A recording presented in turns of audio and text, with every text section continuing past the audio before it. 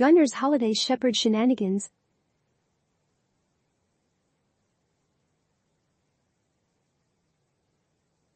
Gunner Gilbert was 100 pounds of pure puppy delight. Less than a year old. Gunner was big. Even by German Shepherd standards. And his large paws were always ready to assist in whatever the Gilbert family activities were. This being his first Christmas, Gunner had no idea what to expect. He knew his family was always waving their arms or jumping around when they spoke about this Christmas holiday. He sure did like Thanksgiving this year, and hoped it would be just like that again. He had gotten his own special place sitting at the table with the rest of the family. Even old Gus seemed to be in good spirits that day. The old black Labrador retriever, who could be a bit touchy when it came to playtime. Gus, who had hips that always seemed to hurt him and make him grumpy, was in a great mood that day and even played with Gunner outside for a while they ran and tried to catch the football that was being thrown around to everyone. Gunner made a touchdown and everyone petted and cheered for him. Even Gus. He got a special treat after the game, of beef jerky. His favorite. Today we are supposed to be going to Grandpa's old farm and cutting down one of many pine trees that Grandpa sells through different vendors to the whole town during the holidays every year. Lately, though, the whole family comes over to help Grandpa. After he broke his hip last year, he hasn't been able to work very much bending and sawing quite like he used to. So the whole family will meet there today and cut down what needs cutting, and as his thanks, Grandpa is giving us a tree of our choosing. It snowed last night and the ground is covered in a white sparkling blanket. It's so pretty and shiny.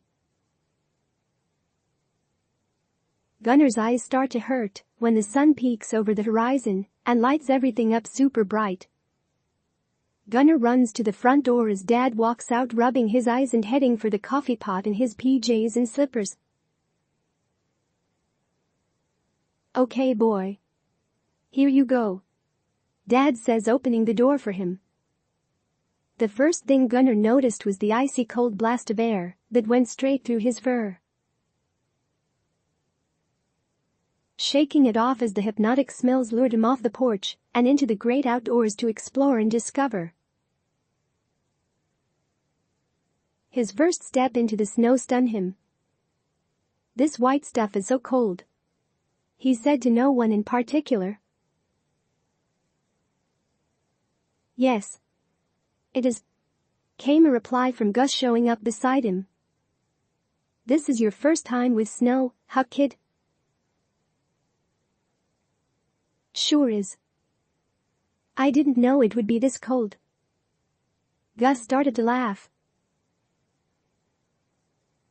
"I still remember my first time.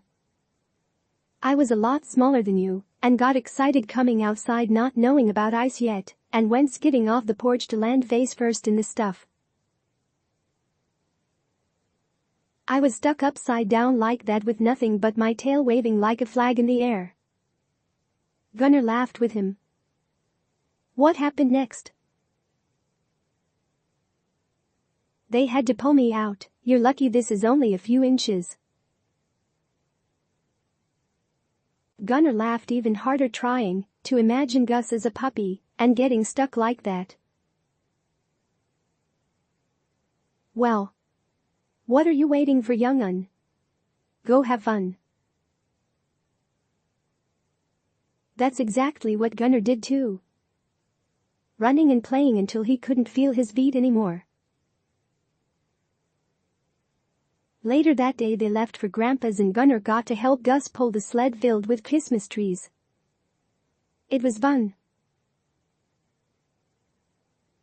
Not as fun as licking the batter off of the spoon when Mom made sugar cookies later after dinner. Yum. After that, laying in front of the fire next to Gus, Gunner asked him to tell him all about Christmas. Gus was happy to oblige. He didn't have too much energy anymore, and he had missed being able to talk to other dogs for a long time. Now that he was used to the pup's incredible energy, he felt he owed it to him to explain things. Christmas is a time of joy and miracles for people around here. They sing songs and give presents to each other and to us. You love it. They get me a giant bone shaped like a candy cane every year. And instead of turkey, they have ham. We eat great. Young Gunner liked the sound of that. Gifts and food. This was going to be great. He didn't want to have to wait until the day after tomorrow, but Gus said to be patient, and it would be here before he knew it. The next day, out for his morning walk, Gunner saw his favorite squirrel to chase and began chasing it like he always did. Only this time the squirrel didn't run up his usual tree. Instead, he ran straight into the woods. And with all of the fallen leaves and snow on the ground, everything looked different. He had no idea how far he had gone and had become lost. For hours he tried to sniff his way, but the wind blew strong and carried mixed smells with it. He thought he could find home just using his nose to sniff his scent back the way he came, but it didn't work, and he became even more lost. Starting to get desperate, Gunner began to howl and yip to see if old Gus could guide him home by sound. Aroo-oo-oh. Aroo-oo. He bellowed. A strange dog answered him back with a warning bark that meant he was trespassing. Gunner was frightened now. All he could see were trees everywhere. He began to run. He ran following his paw prints as much as possible. When the sun started setting, Gunner slowed down. He was cold and tired and hungry. He wanted his nice warm house and to chew on his bone laying next to old Gus listening to him snore. Gunner called out one last time on the verge of collapsing from exhaustion and the cold. One last effort, he thought. I've got that in me. Aroo-oo-oh. He barely huffed out. A long billowing cloud of what was left of his warm breath came out with the call. He waited. Nothing. Exhausted, the poor pup lay down on the cold ground, no longer able to stand with all the scratches and cuts on his feet. As he laid there, he thought of Christmas and what Gus had said about it.